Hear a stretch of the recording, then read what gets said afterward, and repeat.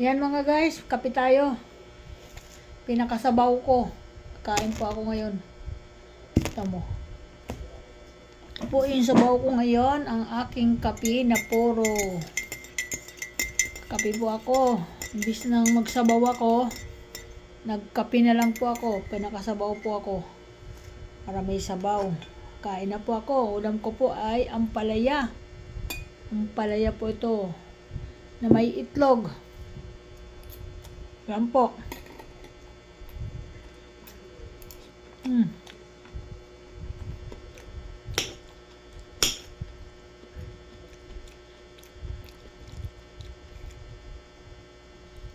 Masarap naman po eh. Manamis-namis. Sarap pala yung ampalaya, no? Walang pait. Hindi po siya mapait.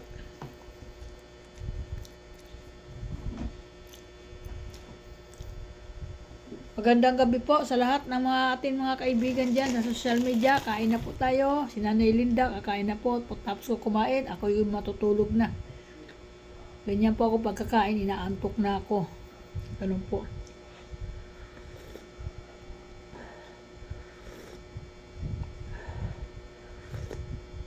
Ang sabi ng iba, ang kape daw pampatanggal ng antok.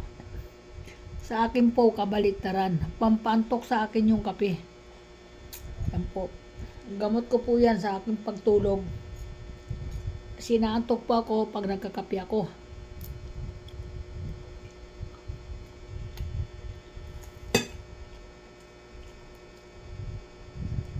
Ang lalaki ng hiwa ko na ampalaya oh. Kasi gusto ko yung may nangunguya ako. Ganun po ako kumain ng ampalaya.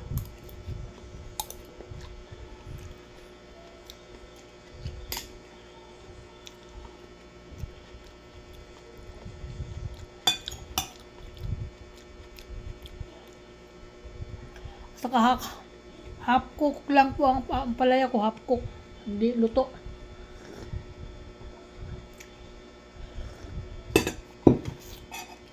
Hindi ako nagluluto ng malabsak na ampalaya kasi pangit.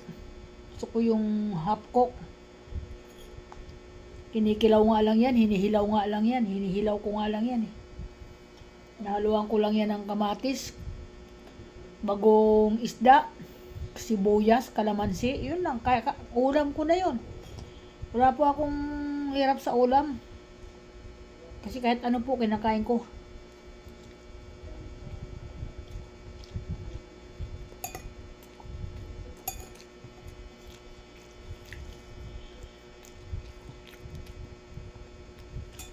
Shout out po sa mga naghapunan ngayon. Ako ngayon lang po ako naghapunan.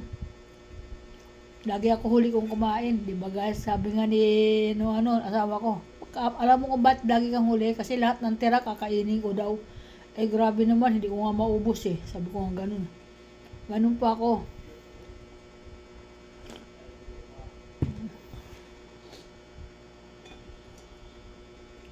Kasi nagsara ako ng maaga sa tindahan kasi kaya bumabad ako sa tindahan eh ang tagal ginagawa yung aking bintana nung gumagawa.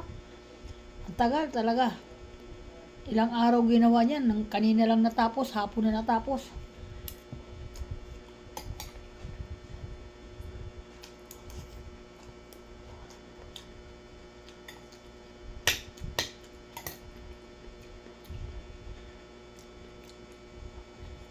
Grabe guys, ang sarap ng ampalaya talaga.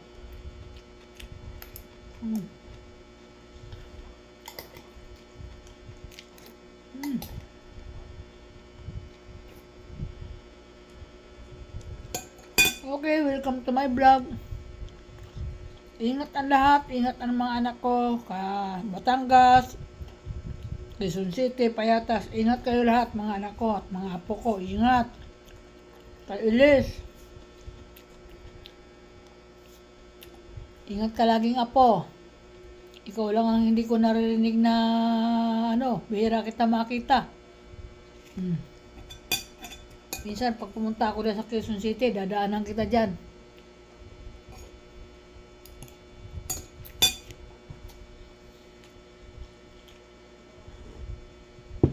Minsan Ilis, dadaanan kita dyan. Gusto kita makita.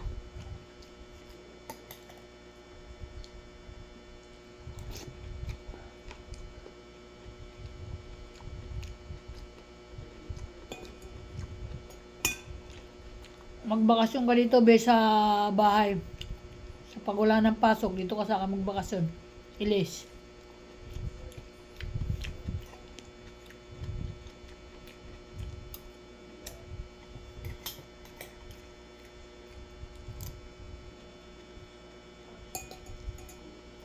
Wala naman pasok yun eh.